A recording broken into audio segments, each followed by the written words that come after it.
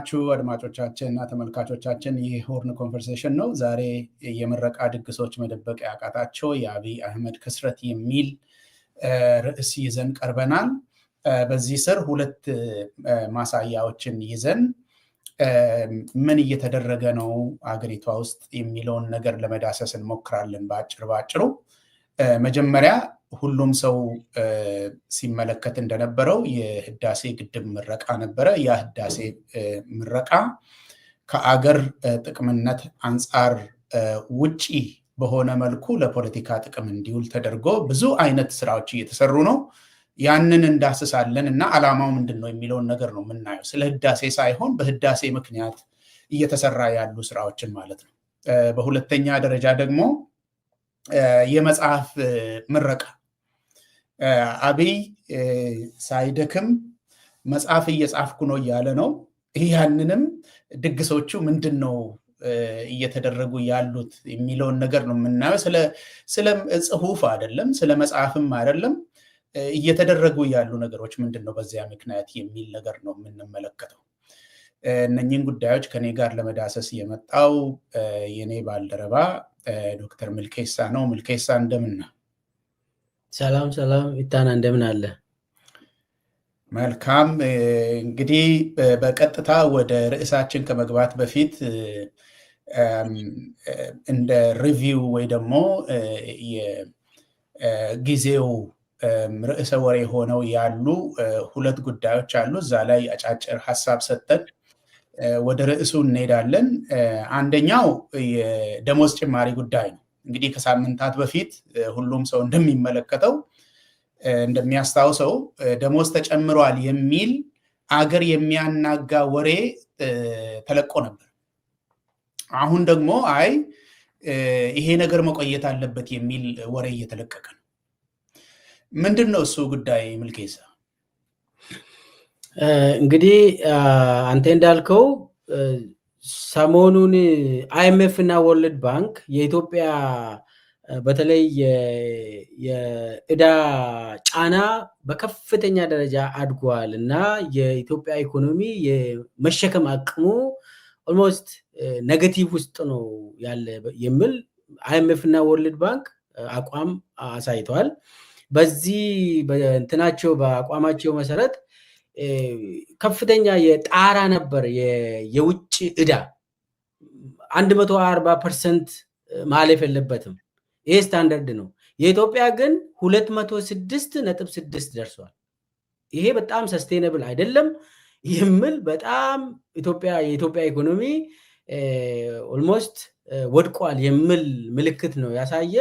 በዚህ ሰበብ አሁን እንግዲህ አንድ ወር አልፎታል እና አብይ ደሞዝ ጭማሪ አድርገናል ብሎ በሚዲያ ጋጋታ ነበር። በዛን ጊዜም ብለናል። ለምንድን ነው አንድ ወር እንደው ደሞዙ ምንም ሳይጨመር ምንም ነገር ሳይደረግ ደሞዝ ጭማሪ ተደርጓል ተብሎ ነው በፕሮፓጋንዳ የተሰራበት። በጣም ኢኮኖሚውን አናጉ። ነገር ግን ከአንድ ወር በኋላ እንግዲህ በዚህ ሰዓት ሰራተኞች ደሞዝ ማግኘት ነበረባቸው፣ ደሞዝ የተጨመረውን ማለት ነው። ግን ዛሬ ላይ የምንሰማው ከአይኤምኤፍ እንትን ቀጥሎ ያው የእናት መቀነት የምትባል አይኤምኤፍ አብይ የሚለው አብይ ነው እንግዲህ እኔ አይደለም የእናታችን መቀነት ብሎ የሚጠራው አብይ የኢትዮጵያ ኢኮኖሚ ኦልሞስት ወድቋል ብሎ ስላወጡ የዕዳ ውስጥ ነው የውጭ ዕዳው በጣም ከፍተኛ ነው ብሎ ስላወጡ አይ ቲንክ ደሞዝ ጭማሪው ከዚህ በኋላ አንችልም ለተወሰነ ጊዜ ተላልፈዋል የሚል ወሬዎች ወጥቷል። ምናልባት እና አብይ አቁመናል አይሉም። ምንድነው የሚሉት? እንትን ዳታዎች ገና እየሰበሰብን ነው፣ ክልሎች አላኩም፣ ከተሞችና ወረዳ አካባቢ የተሟላ መረጃ የለንም ብሎ ለተወሰነ ጊዜ ብሎ እንትን ሊያደርጉ ይችላሉ። ያው የፖለቲካ ሂደት አለ። በአንዴ የለም ብሎ አይናገሩም። ትንሽ ታገሱ፣ 1 ወር፣ 3 ወር፣ 7 ወር እንደዛ እየተባለ ሊሄድ ይችላል። ዞሮ ግን በኢትዮጵያ ኢኮኖሚ በኢትዮጵያ ማህበረሰብ ሰራተኞች ሁሉም ላይ እየተጫወተ እንዳለ ግልጽ ያወጣ ጉዳይ ነው። ይሄ ደሞዝን ጭማሪና የዕዳ ጫና አንድ ላይ ነው የመጣው። መልካም፣ እሱን ላለመድገም ወደሚቀጥለው ወሬ እንሄዳለን። አንደኛው ወሬ ዛሬ አየሩ ላይ ተለቆ ያለው የጀነራሎች ሹመት ጉዳይ ነው። ይሄን ደግሞ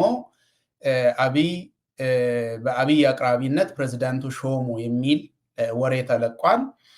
በዚሁ መሰረት 4 ጀነራሎች እንደተሾሙ፣ 2 ሌተናንት ጀነራል ማዕረግ እንደተሰጠ፣ 17 ሜጀር ጀነራል እና 43 ብርጋዴር ጀነራል ማዕረጎ ተሰጥተዋል በዛሬው ዕለት ማለት ነው። እንግዲህ ይሄ በጣም በተደጋጋሚ አብይ ከመጣ በኋላ በተደጋጋሚ የሚሰራ ስራ ነው። የሚሰራበት ዓላማ አብይ ዘንድ የታወቀ ነው። የሚፈልጋቸውን ሰዎች የሚሸልምበት፣ የማይፈልጋቸውን ሰዎች ደግሞ የሚያጠቃበት መንገድ ነው። ለዚህ ደረጃ የበቁ ሰዎችን የሚገባቸውን የደረጃ እድገት ማጎናጸፍ ሳይሆን ብቃታቸው ተመዝኖ እውቀታቸው ተለክቶ ልምዳቸው ታይቶ መስጠት ሳይሆን እኔን ይጠቅሙኛል የሚላቸውን ሰዎች ወደ ላይ የሚያወጣበትና የሚሸልምበት መንገድ ነው። እዚህ ውስጥ በጣም አስገራሚ ወሬ አለ። በጣም የሚገርም ነገር ነው። ሌተናንት ጀነራል ድሪባ መኮንን የሚባል በጀነራልነት ማዕረግ የተሾመው ከአንድ ክልል ፖሊስ ነው የመጣው የሚል ወሬ አለ። ምልኬሳ ምን ታውቃለህ? ጀነራል እንግዲህ ይሄ ጀነራልነት የተሰጠው ድሪባ መኮንን የኦሮሚያ ፖሊስ ኮሚሽነር ነው። ላለፉት ኦልሞስት 2 ዓመት አካባቢ ሆነዋል።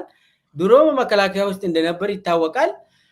ከዛ ግን ወደ ክልል ተልኮ ፖሊስ ነው፣ የፖሊስ ስራ ነው የሚሰራ። የጀነራል የወታደር ስራ አይደለም የሚሰራ። ስለዚህ አሁን ከክልል ወስዶ ነው እንግዲህ አብይ ጀነራል አድርጎ የሾመው። አንድ እዚህ ላይ ተመልካቾቻችን ማወቅ ያለብን መረዳት ያለባችሁ እድገት ሲሰጥ መከላከያ ውስጥ የመከላከያ ካውንስል አለ። የመከላከያ ካውንስል በመከላከያ ውስጥ ምን ስራ ሰራ፣ ስንት ዓመት አገለገለ፣ የትኛው ኦፕሬሽን መራ፣ በሰክሰስፉሊ የትኞቹን ኦፕሬሽኖችን መሩ ብሎ ገምግመው ዳታዎችን፣ ኤክስፒሪየንሱን፣ ሁሉንም ነገር ትምህርቱንም ገምግሞ መከላከያ ካውንስል ነው። ይህንን ከጨረሰ በኋላ ለፎርማሊቲ ነው ወደ ላይ የሚላከው። አብይ ግን ይህንን መከላከያ ካውንስል አፍርሰው ቀጥታ ራሱ ነው ሹመት የሚሰጠው፣ አሁን እድገት የሚሰጠው። ለምሳሌ አሁን ባለፈው እድገት ሲሰጥ አበበ ገረሱ የሚባል አንድ ገዳ ያለ ኦሮሚያ ላይ ኮሎኔል ነው። ከጂ እኮ ነው እሱ። ከጂ ታናንተ አበበን ታውቃለህ። ከጂ ሆኖ አብይ ነው ከሆነ ሀገር እንትን በራሱ ፕሌን ይዞ የገባ። ከዛ በኋላ ኮሬ ነገኛ ሆኖ ኦሮሚያ ላይ ተመደበ። ላለፉት 6 ዓመታት ኦሮሚያ ላይ ግድያዎችን ሲመራ የነበረው ሰውዬ ከኮሎኔልነት ጀነራል አድርጎ ባለፈው ነው የሾመው። አበበ ገረሱ ምንም መከላከያ ውስጥ የለም። 6 ዓመት ሙሉ የፖለቲካ ስራ፣ የግድያ ስራ ነው ሲያካሄድ የነበረው። ነገር ግን አብይ ምንድነው ከክልል እኮ ነው ከክልል ወስዶ ጀነራል ማዕረግ ሰጥቶ ዛሬ እንደዚህ ነው አብይ። አሁን አብዛኛው የአብይ ሹመቶች ከሆነ ቦታ ወስዶ ሹመት ይሰጣል። አንዳንዴ ደግሞ 2 እርከን 3 እርከን አሳድጎ ወደ ላይ ያወጣል። እና አብይ ያደረገው አሁን የራሱ የፖለቲካ እንትን የሚደግፉ ከሱ ጋር የሚሄዱ ለመግደል የተዘጋጁ ሰዎችን ስም ዝርዝር አውጥቶ በራሱ ምንም ሂደት የሌለው ተጠያቂነት የሌለው ነገር አድርጎ ዛሬ የሚገርም። እሺ ሌሎች ክልሎችስ መቼ ነው ጀነራል የሚሆኑት? ይሄ እንግዲህ የሚያስቅ ነው። ይሄ ነው ያለ ይታና። እንግዲህ ይሄ ነገር ገላጭ ነው። ሌላ ጊዜ ልንነጋገርበት እንችላለን። አብይ አህመድ ወንበሩ ላይ የሚቀመጠው በምን መንገድ እንደሆነ፣ ምን አይነት ሰዎችን ይዘው እንደሆነ የሚገልጽ ነው በራሱ። ምክንያቱም ጦር አብይን ወንበር ላይ ማስቀመጥና አብይን እዛ ላይ የሚጠብቅበት ዋናው መሳሪያ ሰራዊቱም በየክልሉ እየተዋደቀ ያለው አብይን ወንበር ላይ ለመጠበቅ ነው። ይሄንን እነሱም ያውቃሉ፣ የሀገሪቷ ህዝቦችም ያውቃሉ። መከላከያ ሄዶ የትግራይን ህዝብ የሚፈጅበት ምንም አይነት ፖለቲካዊና የሀገር ደህንነት ምክንያት የለም። በትግራይ ጦርነት ጊዜ ማለት ነው።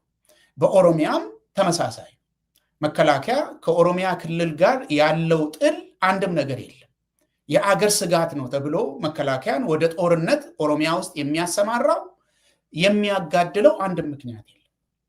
በአማራ ክልልም ተመሳሳይ ነው። የሀገር መከላከያ ሰራዊትን ከአማራ ክልል ጋር የሚያጋጭ እዛ ካሉ ታጣቂዎች ጋር ይኸው 2 ዓመት ደፍኖ 3ኛውን ይዟል። የሚዋጋበት አንድም ምክንያት የለውም። እነሱም የሚያውቁት ጉዳይ ነው። አብይን ወንበር ላይ ለመጠበቅ ብቻ ይሄ ጦርነት የሚካሄደው። እሱም ይሄንን ጠንቅቆ ስለሚያውቅ እኔን ይጠብቁኛል፣ በትጋት ይጠብቁኛል የሚላቸውን ሰዎች ነው የሚያደርገው። ግን እቺን ብቻ ተናግሬ ወደ ዋናው ነገር እንሄዳለን። ለምን አሁን ሆነ ነው? ለምን ከ1 ዓመት በፊት አላደረገውም? ወይ ደግሞ ከ1 ዓመት በኋላ ለምን አላደረገውም? ከፍተኛ የሆነ ስጋት አለ። ወታደሩን በተመለከተ ከፍተኛ ስጋት አለ።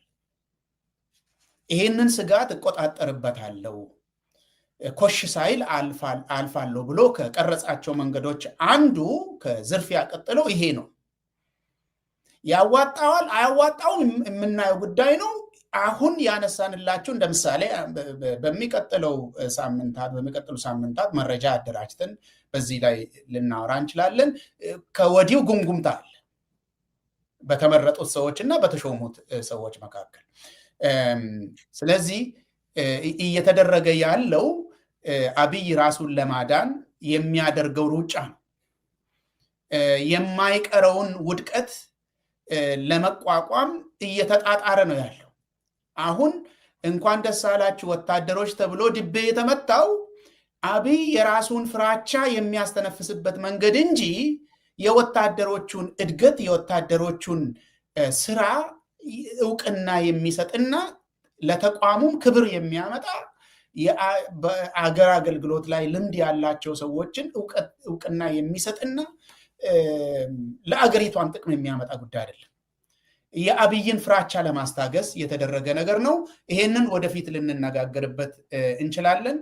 ወደ ዋናው ጉዳይ እንሂድ። ተመልሰናል። እንግዲህ ወደ አስተዋወቅ ነው ቀደም ብለን ወደ አስተዋወቅ ነው የዕለቱ አበይት ጉዳዮች እንሄዳለን። ለዛሬ ያዘጋጀናቸው ርዕሶች ማለት ነው። አንደኛው የህዳሴ ምረቃ ድግስና የፖለቲካ ክስረት የሚል ማለት ነው። ያላያችሁ ሰዎች ምናልባት ያልተመለከታችሁ ካላችሁ ህዳሴ ግድብ ምረቃን በተመለከተ ምርቃቱ ሳይመጣ ሳምንታት አስቀድመን ያዘጋጀነው ጥንክር ነበረ።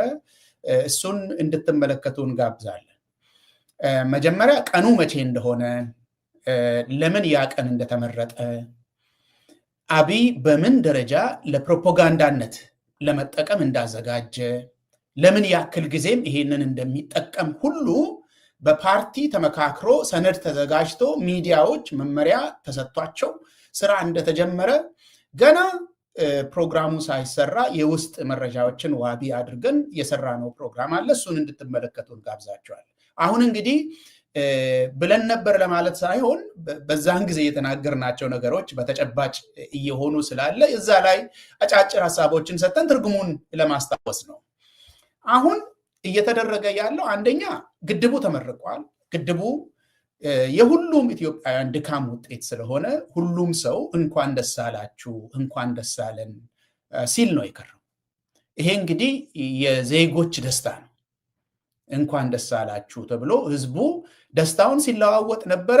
የሚገባም ነው ብለን ነው የምናምነው። ምክንያቱም ይሄ ትልቅ የአገር ሀብት ነው። የአገር ሀብትነቱ ደግሞ የመጣው በዜጎች ድካም ነው። ኢትዮጵያውያን ተርፏቸው ሳይሆን ከጉሮሯቸው ቀንሰው ከኑሯቸው ቀንሰው ከመለስ ጊዜ ጀምሮ ገንዘብ እያዋጡ ከፔሮል እየተቆረጠ እየሄደ ነው። ከሌለ ኑሮ እየተቀነሰ የተሰራ ግድብ እንደነ አብይ ያሉ ባንዳ ከግብፅ ጋር እየተስማሙ አቅሙን እያዳከሙ ዋና ኢንጂነሩን እየገደሉ አሳልፈው ለድርድር በድርድር ስም አሳልፈው ለውጭ ጥቅም እየሰጡ የመጣ ቢሆንም ዜጎች የደከሙበት ነገር ነው። ኢትዮጵያውያን በዚህ ጉዳይ ላይ ያወጣችሁት ገንዘብ እምንት ነው ብሎ እሱ ቢናገርም በዋናነት የኢትዮጵያውያን ድካም ይሄ የሚታወቅ ነገር ነው። የንጥቂያ አካሄድም የባለቤትነት ጉዳይም በዘመቻ ሲሰራበት እንደከረመ ያያችሁት ጉዳይ ነው። ይሄንን መልሰን ለማውራት አንሄድም። የመለስም በፍጹም እንዳይነሳ እውቅናም እንዳይሰጠው ብዙ ድካም ተደርጓል። ከዛም በተረፈ ደግሞ መሪ ኢንጂነር የነበረው ስመኘው ያው አብይ ያስገደለው ኢንጂነር ሲመኘው ምንም እውቅና ሳይሰጠው እንዳውም በአንድ ሚኒስትር አፍ ምንም ለሱ ለብቻ እውቅና የምንሰጥበት ምክንያት የለም ብሎ አብይ እንዳስነገረ የምታውቁት ጉዳይ። አሁን ምን እየተደረገ ነው? አሁን ሰልፍ እየተወጣ ነው። ሰው ኑሮ ከብዶኛል፣ ደህንነቴ እየተጠበቀ አይደለም፣ ልጆቼ በሰላም ትምህርት ቤት ሄደው መምጣት አልቻሉም፣ የመንግስት ወታደሮች እየገደሉኝ ነው ብሎ እየጮኸ ሰልፍ ትወጣታለህ ውጣ ተብሎ በግድ በየክልሎቹ ህዝብ ሰልፍ እየወጣ ነው። እንግዲህ ተናግረናል፣ ኢትዮጵያውያን ደስታቸው ናቸው። ግን ሰልፍ ውጡ ትወጣታለህ ውጣ ተብሎ እየተወጣ ነው። ሰልፍ ተወጥቶ ደግሞ ሰልፉ ቅድም እንዳለው ህዝብ አቺቭ ያደረገውን ያገኘውን ሀብት በራሱ ጥረት የተገኘውን ሀብት ደስታ ለመግለጽ ሳይሆን ጠቅላይ ሚኒስትር ጽሕፈት ቤት ውስጥ ቁጭ ብሎ ጠቅላይ ሚኒስትርነት ያልተሰማውን እንከፍ እንዲያሞግስ ነው። እዛ ላይ አብይ የላካቸው ካድሬዎች እየመጡ ታላቅ መሪ ህዳሴ ግድብን የገነባልን የሚል ወሬ ነው እየተካሄደ ያለው። ህዝብ ሰልፍ ወጥቶ ማለት ነው። አንድ ይሄ ነው።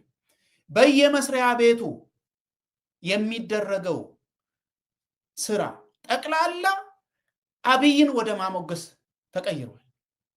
በህዳሴ ስም ጠቅላላ የህዳሴ ጉዳይ ተሰብስቦ የአንድ ሰውዬ ንብረትነት ሆኖ ንብረትነትም ከንብረትነትም አልፎ የፖለቲካ ጥቅም እንዲሆን ስራ እየተሰራ ነው ያለው። ይሄ ነገር ከዚህ በፊት እንደገለጽንላችሁ ለ3 ወራት በተከታታይ ሳይቋረጥ በዚህ መልኩ እንዲሰራ ፕሮግራም ተቀርጾ ለሚዲያዎች አቅጣጫ ተሰጥቶ ለውጭ ሚዲያዎች ሳይቀር ገንዘብ ተከፍሎ ተጋብዘው ይሄንን በተከታታይ እንዲዘግቡ እየተደረገ ነው ያለው እና ይሄ ምንድን ነው ዓላማው? ምን እየተደረገ ነው የሚለውን ነው የምናወራው። አሁን እየተደረገ ያለውን ነገር መልሰን ለማውራት ሳይሆን ይሄ ምንድን ነው የሚለውን ሐሳብ ለመስጠት ነው የመጣ ነው። ምልኬሳ ምንድን ነው የተመለከትከው? እንግዲህ አመሰግናለሁ ኢታና፣ አንተ ብለሃል። ከህዳሴ ግድብ ጋር ተያይዘው አብይ የተለያዩ የፕሮፓጋንዳ መንገዶችን ለመጠቀም ሞክሯል፣ የራሱ ለማድረግ ማለት ነው። በመጀመሪያ ከዳንኤል ክብረት ጋር ቀጥታ ከህዳሴው ግድብ ከጁባ ላይቭ ገብቶ ሙሉ በሙሉ መለስ ምንም አልሰራም፣ ኢንጂነር ስመኘው በቀለ ምንም ነገር የለውም፣ እኔ እንዳውም መጥቼ ተናድጄበት አታስታውስም ዳንኤል ብለው ጠይቀው ከዛ በኋላ ዳንኤል ክብረትን አዎ ጌታዬ አዎ ተናዶ ነበር እሱ በዛን ጊዜ ያስታውሳለሁ የሚል እንትን ይዘት ያለው እዛ ላይቭ ገብቶ ማለት ነው። ይሄ ሁሉ ፕሮፓጋንዳ እኛ ቀድሜም ብለናል ኦልሬዲ የፕሮፓጋንዳው በጣም ተዘጋጅቶበት እንደነበር። ያንን ሞከሩ፣ አልሆነም። ከዛ በኋላ አብይ ህዳሴ ግድብ ሄዶ አለቀሰ። ስቅስቅ ብሎ አልቅሶ ሚዲያ አዘጋጅቶ የሚቀርሱ ሰዎችን አዘጋጅቶ ተዘጋጅቶ ዛሂዶ አነባ።